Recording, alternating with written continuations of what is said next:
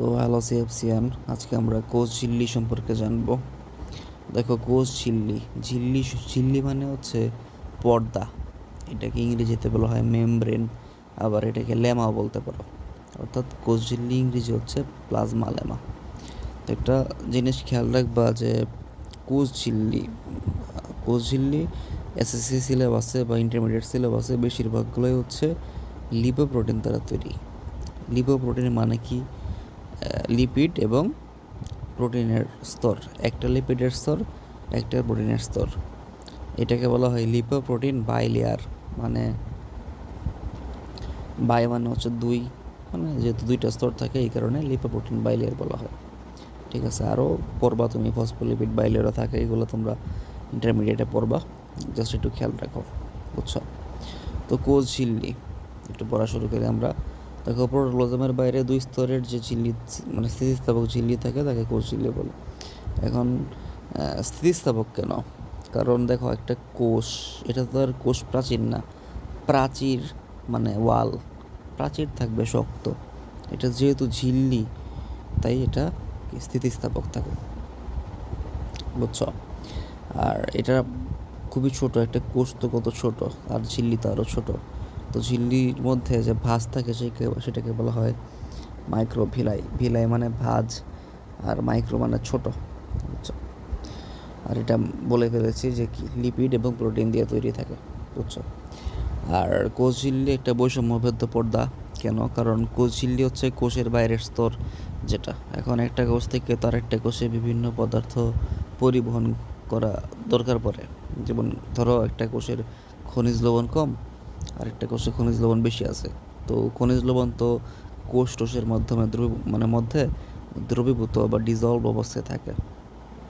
তার একটা কোষ থেকে তো অবশ্যই যে কোষে বেশি আছে সেই কোষ থেকে একটু পরিবহন হতে হবে, না হলে তো ব্যালেন্স থাকবে না। তো এই পরিবহনটা হয় মূলত কোষ ঝিল্লির মাধ্যমে। তো কোষ ঝিল্লি একটা বৈষম্যভেদ্য পর্দা। বৈষম্যভেদ্য পর্দা মানে কি? এটা সকল উপাদানকে প্রবেশ করতে দিবে না, এটা বৈষম্য করে যেটা তার প্রয়োজন সেই উপাদানটাকে প্রবেশ করবে। যেমন একটা কোষের প্রয়োজন হচ্ছে খনিজ লবণ, কোষরস, সেই কোষরস খনিজ লবণ প্রবেশ করবে, বাট একটা কোষের মাইটোকন্ড্রিয়া আর একটা কোষের মাইটোকন্ড্রিয়াতে যেতে পারবে না, বুঝছো? এটা আর কি নিয়ন্ত্রণ করবে। অর্থাৎ সহজ ভাষায় বৈষম্যবদ্ধ মানে হচ্ছে বৈষম্য করে পার করা। তো এগুলো আশা করি তোমরা বোঝাও। অবিস্রবণের মাধ্যমে পানীয় খনিজ লবণ যায়, এগুলা তোমরা জানো। আর পাশাপাশি কোষগুলোকে পৃথক রাখে, না হলে তো একটা কোষের অঙ্গাণু আর একটা কোষে চলে যেত। ঠিক আছে, এই চিত্রটা অবশ্যই দেওয়ার চেষ্টা করবা, সিম্পল। তো দেখো, সাইটোপ্লাজমীয় অঙ্গাণু, আমরা পরবর্তী ক্লাসে অঙ্গাণুগুলো শুরু করবো, এখন জাস্ট একটু বেসিকটা দেখি। সাইটোপ্লাজমীয় অঙ্গাণু মানে কি? একটা কোষে কয়টা অংশ? দুইটা, একটা হচ্ছে নিউক্লিয়াস এবং আরেকটা হচ্ছে সাইটোপ্লাজম। তো প্রোটোপ্লাজম থেকে তুমি নিউক্লিয়াসটা বাদ দিলে যা থাকবে সেটাই হচ্ছে সাইটোপ্লাজম।